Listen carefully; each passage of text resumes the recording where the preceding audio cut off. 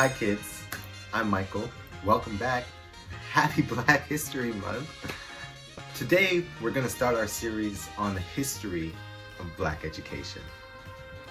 Just like all of Black history, there are two ways to tell the story of the history of Black education, kids. There's the obvious and important story of oppression, racist IQ tests, standardized tests, school police, exclusion from educational opportunities, resources, and unequal teacher wages and teacher training. White corporate leaders like Rockefeller or George Peabody, who sat on early 1900s committees like the General Education Board, who tried to ensure that Black education was only to train Black people for a life of exploited work in a white supremacist, capitalist, patriarchal economy, and never desire more, or even think about a world where there could be more. Then, kids, there's the other side of the story. The story of Black educational resistance, enslaved people stealing education at every chance, Black people valuing knowledge in all of its forms, whether it was reading a page, reading a night sky for a path to freedom, or reading the rhythm of a drum to get messages. Black people creating their own schools during and after emancipation. Black Civil War soldiers learning to read and teaching communities after the war, Black colleges and universities, Black debate clubs and literary societies, Black teacher associations, Black independent schools, day schools, night schools, mobile libraries, citizenship schools, freedom schools, Sunday schools, Saturday schools.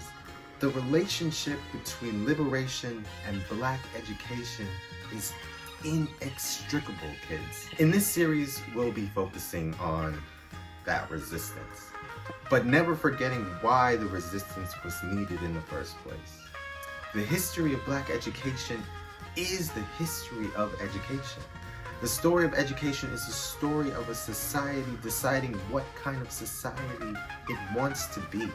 And a huge part of knowing that story is understanding how the people who were excluded from society were educated and what types of education they were expected to receive and what types of education they carved out for themselves. Which brings us to today's story, Reconstruction.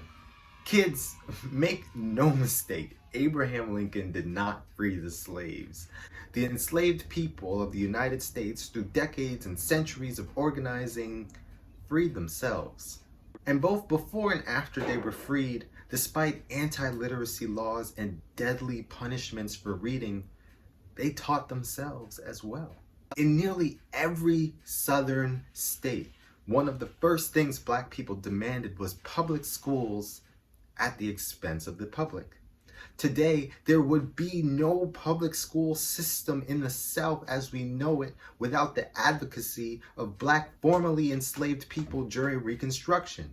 The Freedmen's Bureau, along with volunteers from the American Missionary Society, was charged with educating the newly freed Black Southern population. When they arrived in the South after the Civil War, they found hundreds of Black schools already in session. Throughout the entire South, an effort is being made by the colored people to educate themselves. In the absence of other teaching, they are determined to be self-taught. These schools weren't perfect, but that organizing created the foundations that led to HBCUs, Black teacher colleges, and the local community schools that fostered the brightest Black minds of the 19th and 20th century. Schools like Fisk, Howard, and the famous Dunbar High School in Washington, D.C.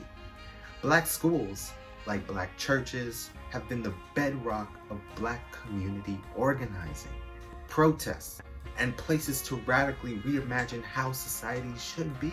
Stay tuned for the rest of the series. Thanks for watching. Black Lives Matter. A quick note on mental health, kids. If you're ever feeling sad or alone or afraid, don't be afraid to ask for help. I did. And don't be afraid to accept help either. Your life matters and your mental health matters.